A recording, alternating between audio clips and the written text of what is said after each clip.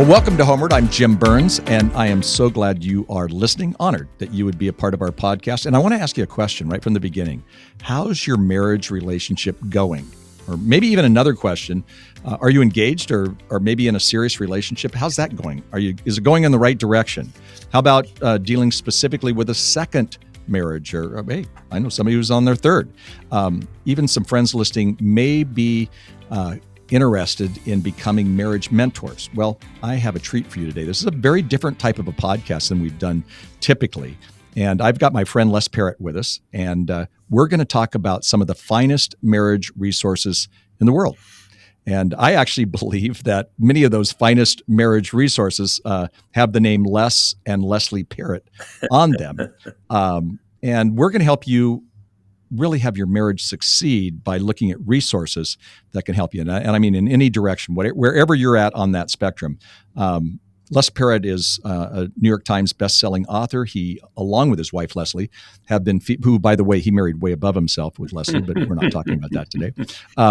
They've been featured on USA Today, New York Times, CNN, The View, The Today Show, Oprah, but with a drum roll, today Les is on Homeward with Jim Burns. Finally. So he's finally made it. Les is actually one of the most brilliant people I know, and he's fun to hang around with. And I'm so happy you're on the podcast. Thanks for being on it. Hey, Les. buddy, it's always good to be with you. And we've been doing this a long time, over many years. And so I know. You time. look on. If anybody's looking on the YouTube channel, you look a whole lot younger than me, and you are. But there we go. Like I said, you finally made it to the big time. I'm glad you're here. Hey, last week, and I was talking to you before we started this podcast, my wife bought two Les and Leslie Parrot books, one on saving your second marriage before it starts, and the other on saving your marriage before it starts. And you even commented that I kind of have a book on that, but she uses your stuff. Okay, I'll do it. I'm still married. But anyway, there's amazing research that I actually got from you at one time that says if people will engage in premarital counseling, premarital education, do the assessments, that actually their marriage will last longer. Oh, for Can sure. you talk about that? Well, yeah, absolutely. In fact, if they'll do an assessment, so it's very customized and personalized to them as a couple, and they get competent help, that usually is at least 7 sessions, sometimes less, depending on the couple. We know there's a mountain of research that backs this up. Their chances of divorce are lowered by 31% on average. That's a pretty significant, benefit.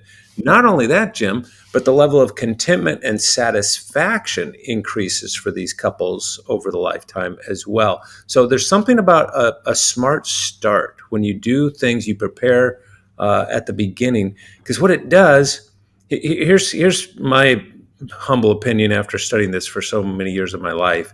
It comes down to self-awareness and other awareness. Mm-hmm. Being aware of who you are, that's one of the hallmarks of health. And then secondly, other awareness, which is another way of saying empathy. You get those twin engines running, you're going to have a pretty good, leg up in marriage. And not everybody does that. And so that's why getting that competent help on the front end can really move that proverbial needle. Well, you mentioned something too, and it was actually my next question, because not just books, but you talked about an assessment. So, everybody I know either uses Symbis or Prepare and Enrich, which are incredible assessments that you're a part of. Why is it better to do this assessment and instead of just reading a book or having the pastor go through stuff? And a lot of pastors, of course, use Symbis, and a lot of pastors use Prepare and Enrich, marriage counselors. Talk about those assessments specifically. Yeah, it's one thing to read a book, and some of us are readers and some of us are not. And so, but reading a book, maybe doing some workbooks and talking with a counselor, there's great value in that. I'm not knocking that at all. I'm just saying it takes it to a new level when you have basically a customized roadmap for lifelong love. I mean, think about on the front end of marriage, both of us have been married for a long time and have wonderful marriages. And we, to our wives, let me make that clear. And so what we know is if we would have just, for example, if I would have just known how Leslie goes about solving problems early on in our marriage, we could have saved so much tension and friction and bickering, because I would have gone, oh, that's how you're made. That's in your DNA. You are a reflective problem solver. Guess what? You married a guy who's an aggressive problem solver. If there's a problem to be solved, why are we still talking about it? Let's get going. Let's solve the problem. She's saying, let's give it time. There's merit, there's value to both of those things. We didn't know that until we started getting into this whole realm of assessments. And you know the backstory on this. Neil Warren sat down in his kitchen one day, Neil and Marilyn, with Leslie and me, and said, we have this idea for online matching.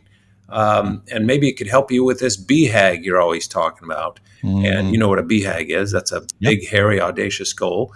Ours has always been to help, particularly the local church, lower the divorce rate by a third in our lifetime. And that's a huge BHAG, right? That's like, wow, how do you do that? I believe we're closer to doing that than ever before. And the trends are showing that now. We have a lot of cohabitation and other things going on that impact that. But the truth is we have the tools for lifelong love. And for why wouldn't you want a customized roadmap on how to best journey that? Because here's the truth. There's stuff that works for you in your marriage that doesn't work for Leslie and me. And there's stuff that works for us that doesn't work for you guys. Exactly. And there's big biblical truths that work for all of us. But when you get into the weeds, it's really great to tease some of that out. And an assessment can do that well. Yeah, I like that. And the assessment, we're talking about premarital, but there's so many other assessments. We're going to talk about that later as well. I know when my daughters, my oldest daughter, when she got married, Kathy and I said, we're going to pay for marriage counseling, but the counselor has to do Prepare and Enrich. At that point, you didn't have SYMBIS. And then with my youngest, when she got married, I actually talked to the counselor and said, now, do you do SYMBIS? And you know what's funny is they actually said, no, but we'll sign up and we'll do it. And they actually wrote back and said, wow, where has this been? Why didn't I know about it? Yeah. And so it's funny. Part of my goal was not just having a counselor. Now, I love counseling. I think the Bible says where there's no counsel, the people fall, and the multitude of counselors are safety. I say that all the time. But what I love about the assessment, it's personalized. Yeah. And so I think you're exactly right. What do you say to the person, before I go to some of the other resources, what do you say to the person who says, I want this? Or the parent who says, I'll pay, like what we did, I'll pay for my kids to do this. But one wants to do it and the other one says, hey, I want to plan a wedding, but I don't want to, plan for the rest of my life on marriage. What is there a red flag, yellow flag? What's going on with that? Yeah, usually that happens when, in fact, we did a massive research study at the University of Chicago years ago, and looking at the attitudinal set that people have toward marriage. In other words, not toward their relationship. These were single adults between the ages of, I think it was 21 and 38 or something like that, and several thousand. And what we discovered were several different categories or attitudinal sets. And one of those is there's true believers, like marriage, can't imagine not being married. Divorce is not in my vocabulary. They're true believers. And then on the other end of the continuum are those people that just don't believe in marriage. It's just a piece of paper. Why would I get married? We're in love and that's all that matters. And that's what you're talking about. That person that's just like, kind of like, why would we need pre-marriage counseling? We're not going to get married and whatever. And what usually happens in those situations is the other person is motivated. And so they end up bringing them to counseling or what have you. And they're like, well, if that's what you want, I'll do it with you.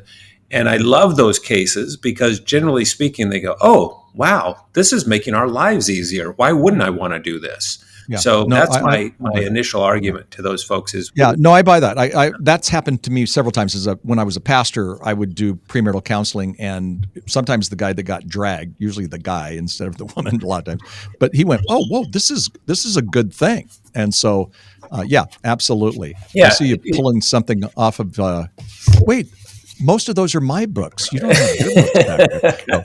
I see you pulled something off. What's that? Well, it was just in the SYMBIS assessment for those that are watching.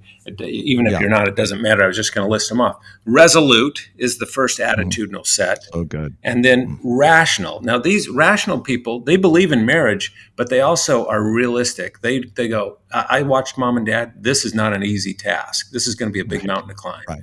And then there's romantics. And romantics are, this is like, I just need to find the one and everything will be just fine. And so there's kind of a mysticism to it, and it's kind of romantic, right? And then restless. Now, these are people they're like, they end up, if they end up in marriage counseling, it was almost by mistake because they were having a good time, and lo and behold, somebody got pregnant, or lo and behold, somebody, whatever. There's some reason they're getting married, and they haven't given marriage much thought at all. They've been Right. going to the clubs, they've been whatever, Right. right? So those are restless. And then the last one is what we just talked about, reluctant. And so those really. 5 attitudinal sets, that's what's in this SYMBIS assessment. That's just Yeah. one page. It's the first page, and we start there because it's super helpful to know, hey, if I'm a romantic married to a resolute, does that tell us anything? Well, yes, of course it does. And so we look at that, and it's pretty non-threatening too. Yeah, that's what I love. I love about I know you do a lot of assessments. They can go on your website. By the way, that website is on our show notes today, and and get all kinds of great. Oh, and I assessments. guess what I was going to say, Jim, is that what got us into this whole thing about assessments is when Neil and he said, "Hey, let's start this new matching thing to help you with your BHAG." I kind of got sidetracked on that. I felt like I got a second PhD in the technology of relationships because we were now, in fact, the way that conversation started, he said, "Hey, you know this new thing called the internet?" This was 25 years ago. And so that's when we got into it. And I became a big believer in being able to use technology in a way that you can leverage your relationships. Because you and I, we've been writing books for a long, long time, and workbooks and speaking and all that, and that all helps. But there's something so personal about an assessment tool that is designed just for the two of you. Yeah, and I know how close you are to Neil, and I know Neil well too. And when we started seeing the studies with eHarmony.com, he was founder of eHarmony.com, when we started seeing those studies of their finding the compatibility, that was an incredible thing. Hey, I want to move to another resource that you have, and I'm kind of smiling about it because I wrote in my notes, I said, let's talk about crazy good sex with less parrot. and I went, that doesn't really sound very good. But so you and Leslie are very open about this. You have great content on it. And I've actually passed that book out as well. What advice do you give to the people who say, hey, who doesn't want crazy good sex? But we don't really have crazy good sex. Ours is, pretty mediocre. Some people say it's almost 50% of the people say, they're disappointed with their, physical intimacy and that relationship. Yeah. What do you say to that? Well, there is such a thing as a sexless marriage, and others have written on that. That's not what this book is about. This book is really looking at what are the misbeliefs that men in particular have about sex, and that's there's kind of two meanings to the title, "Crazy Good Sex," because some of the beliefs are just crazy, like what? Yes, and it messes us up. But if you get your beliefs straightened out, you can have crazy good sex. In other words, really great sex that you long for. Yeah. But the first myth that we start with is that men want more sex than women do. And the research just shows that's just not true. And it really surprised me. I remember reading that a long time ago in your book, and that shocks me. Yeah. And comedians make light of it and so forth. And so there's kind of this myth that perpetuates that, men are the ones that are really the sexual beings, but women are too. They may express it differently, but it's just as strong. The second one is that sex with the same person gets boring. We all think, the people that are having the greatest sex are those singles out there that are just living it up and getting wild in the clubs and all that stuff. And when you look at sexual satisfaction between two people, the happiest couples when it comes to their sex lives are those couples that have been married not just for a few years, but deep into the marriage. And they know each other. They understand intimacy with each other and so forth. So anyway, it goes through that. The Bible is very clear on masturbation. That's another myth. That's always an interesting conversation. Another one, my sex drive is too powerful to control, as if it's like a Ferrari engine that I just can't let the gas pedal off. And that's just a myth as well. So anyway, Jim, that's what that book is about. I loved it.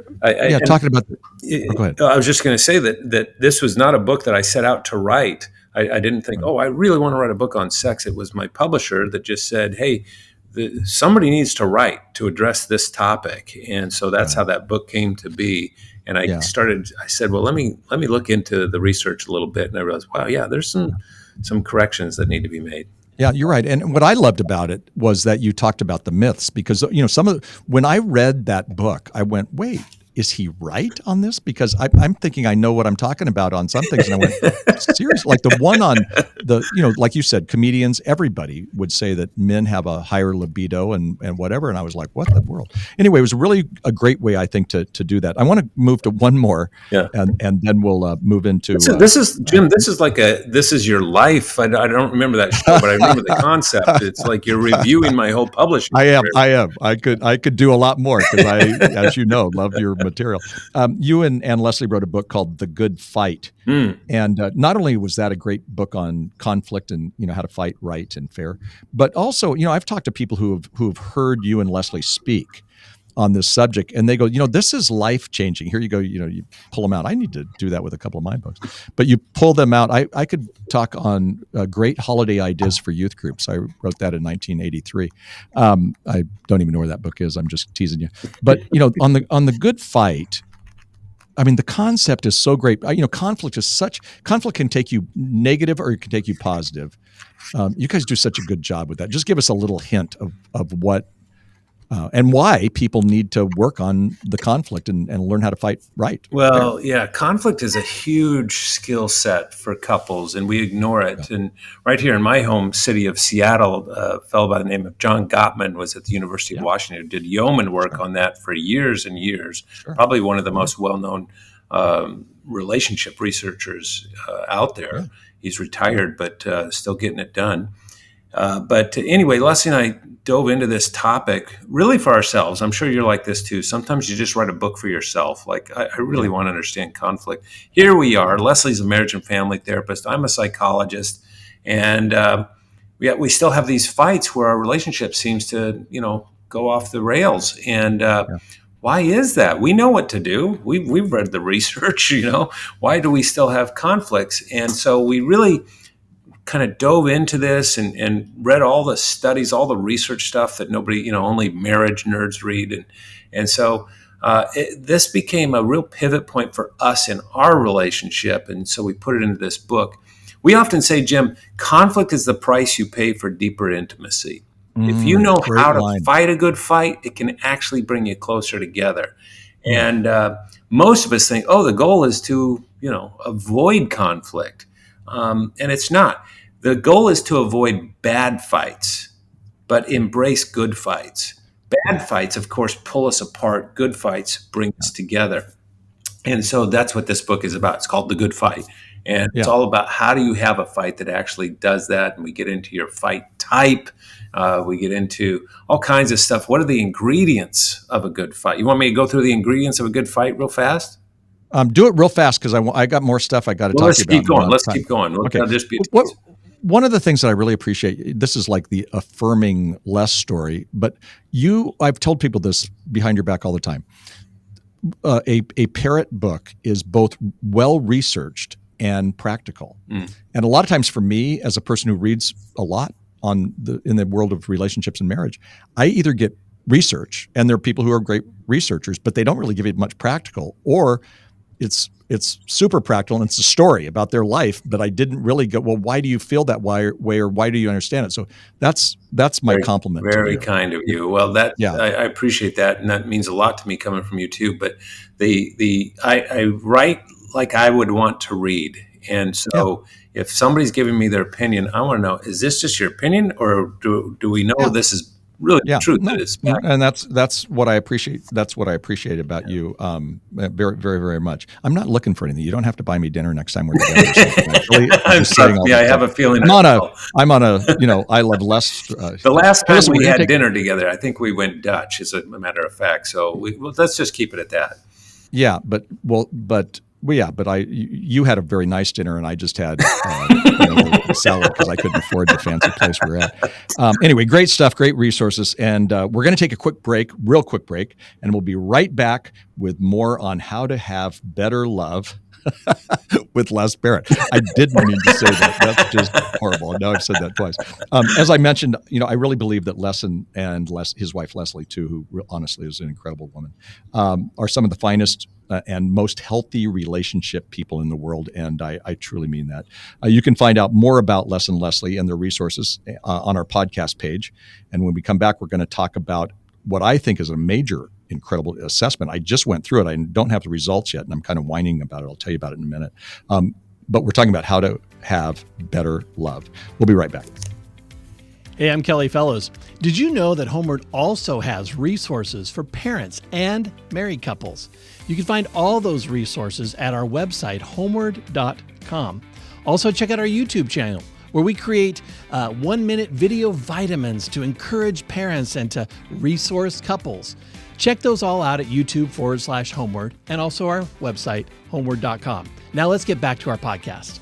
Welcome back. I'm Jim Burns, and you're listening or you're watching the Homeward YouTube channel as we talk about how to have better love. And our listeners are all over the world, and they know that at each podcast, we're either talking on strong marriages, confident parents, empowered kids, or healthy leaders. Today, of course, we're talking about strong marriages with Les Parrot, who I think is one of the better people in the universe. I need to quit. I'm not trying to get anything out of him. I just keep saying nice things about him. Hey, before we go, I want the 1-minute version of something that we talked about before the podcast. So we were talking about dinner. We were at dinner, and you and Henry, it was Henry Cloud, myself, and you, and our listeners, most of them would know who Henry Cloud is too.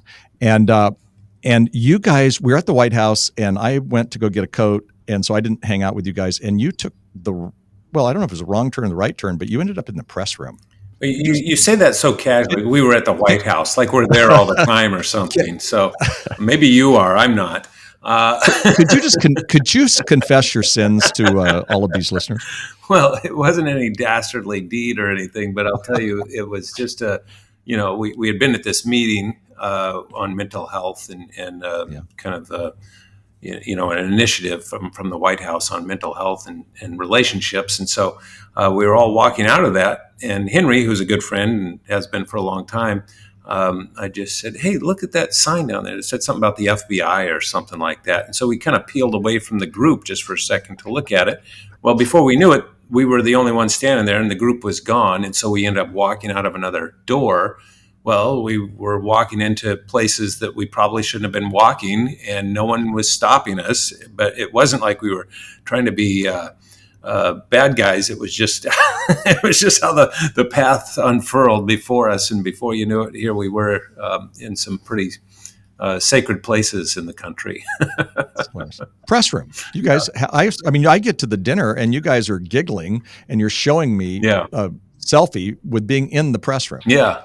I don't. But then you ended up at the kitchen, and they came in with guns and didn't want you there. We realized they apparently don't like tourists just walking through the White House kitchen. So, honestly, it's one of my favorite stories. Listen, that is just so funny, and I, to be honest, was absolutely bummed that I went and got my coat. I thought about writing a movie afterwards just called Lost in the White House. So.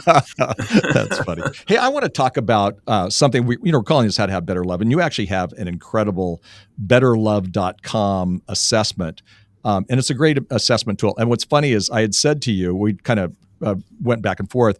I was going to take the assessment, and then of course my wife was going to take the assessment, and you're going to kind of try to straighten out our 50-year marriage. We're going to help you. Yeah, I needed help. So I did it. And then I said to Kathy, hey, we need to get this done. And she goes, I'll do it next week. So we didn't finish it. I saw it. I get it. I believe in it. I've even pointed somebody to it already. But, I don't have that together. But I'd love for you to take some time. We don't have a whole lot of time. But I'd love for you to take some time and walk through for our listeners, for our Homeward channel watchers, just what they would do if they went on and got this assessment, because it just looked to me like it's for everybody. I mean, how it would change somebody's marriage. Yeah, well, and change the communication. I have a little surprise for you, Jim, because Kathy did take it. She sent me the results, and this is actually an intervention for you right now. So, no, that actually we would need that, but I don't think she did because she was talking about it this other day.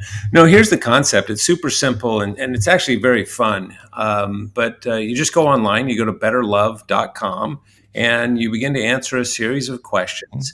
And it generates this report. You each do that separately. You can be dating or you can be married for decades. It doesn't matter. And then it generates this it's about a dozen pages. I want to call it a Better Love report, but when you say a report, people are like, I don't want to. That sounds like you're evaluating my relationship, and that's not what we're doing. No, it's a roadmap. It's a customized roadmap for lifelong love. And so it begins, In the last segment, I said two of the most important things we ever do in life is increase our level of self-awareness, because you can't change anything you're not aware of, right?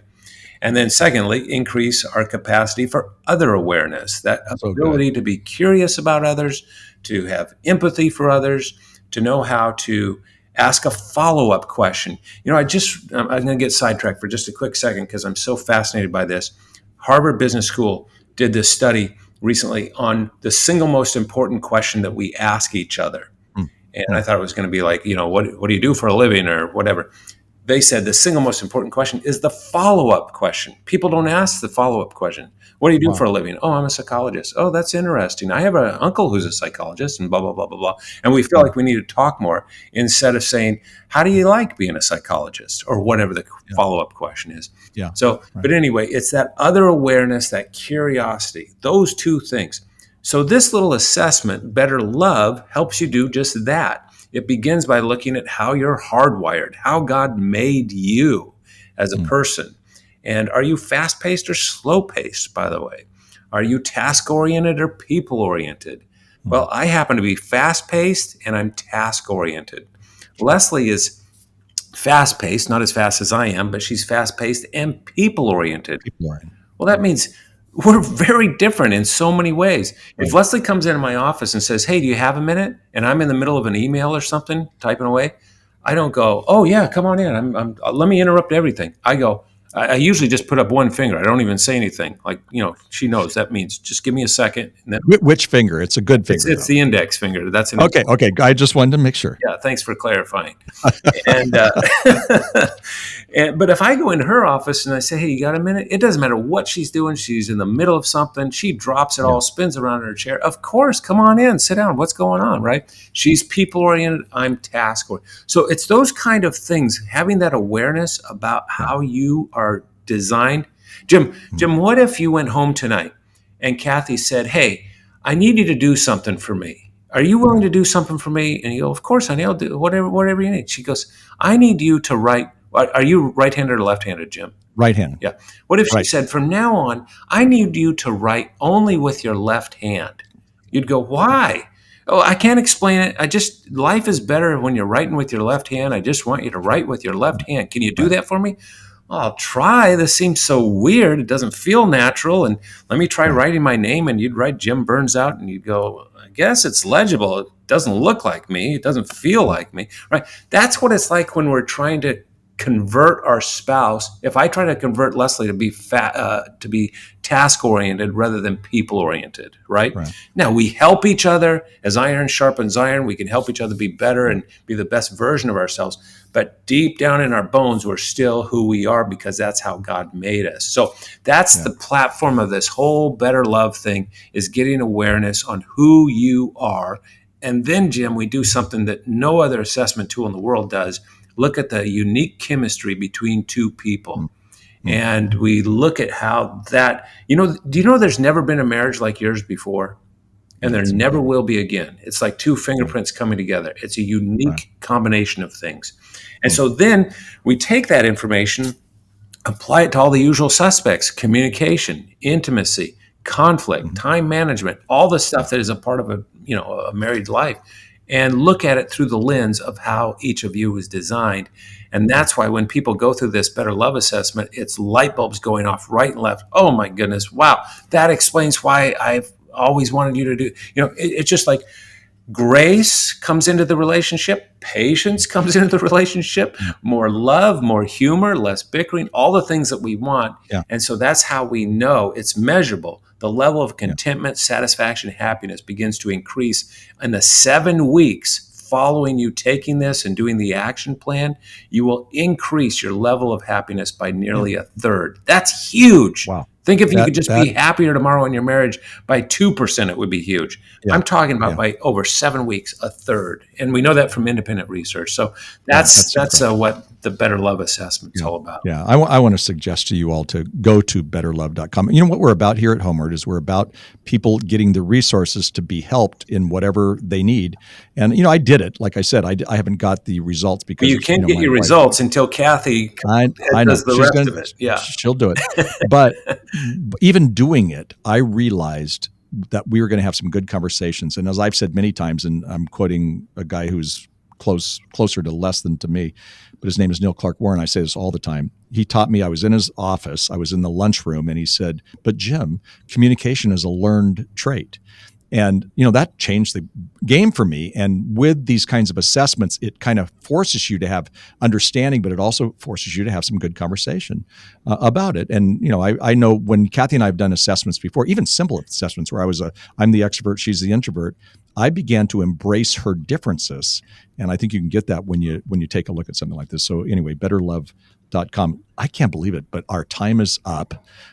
This has been a great time. And literally, thank you so much for all the resources that you and Leslie put out. Thank you. I mean, it's bigger than you, what you've got going here, but it's a force. There's no other place in the world that does what you do. And very, I just very generous of you. Well, I mean it. I'm totally. And let me tell totally you, Leslie and I have two boys. One is in college right now. He's at NYU.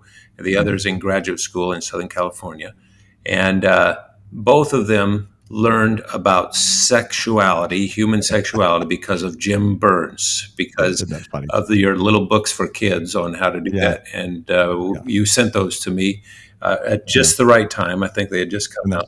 So that's just the start of how Jim Burns has impacted us. So I can do the same podcast back to you, or interview back to you with pulling all your books off the shelf. That's true. But if your boys met me and if they remembered those books, you'd go, hey, this is my friend Jim. He wrote the sex books. And your boys are going to go, what a creepy guy that is. I hate when these mothers will bring me their little 9-year-old daughter and say, you remember that book that was awkward about your private parts? This is the guy that wrote it. They're like, ooh. So anyway, Les, thank you so much for being with us. I'm going to say just a couple more things, but I wanted to say goodbye to you and thank you again for all you do. And we'll have to do this again. You can tell there's a lot of content. Thanks a million, and I owe you dinner, so let's do it soon. You got a deal. Kathy and I celebrated our 50th wedding anniversary. I mentioned that to Les, and of course, I look much younger. And that's crazy for us. But, two dysfunctional kids 50 years ago came together from dysfunctional families. And I'll be honest with you, the first year I didn't know if we were going to make it. And that first year, we kind of put a stake in the ground and we said, we'll do whatever it takes to make this marriage work. And the words "do whatever it takes" has been with us for 50 years. And we had to realize that first year we had a high maintenance marriage, and that doesn't change. I mean, you can get a lot better, but we do have a high maintenance marriage. But we decided that we would do whatever it takes to make our marriage a priority. And we got some counseling, yes.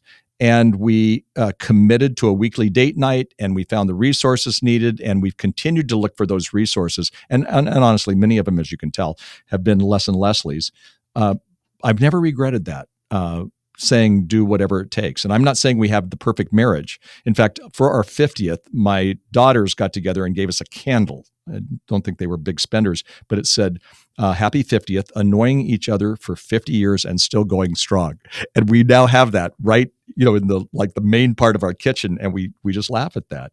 But my friends, do the work, put in the effort, enjoy the results, and through it all, have some serious fun. So again, my thanks to Dr. Les Parrot, and see you next time.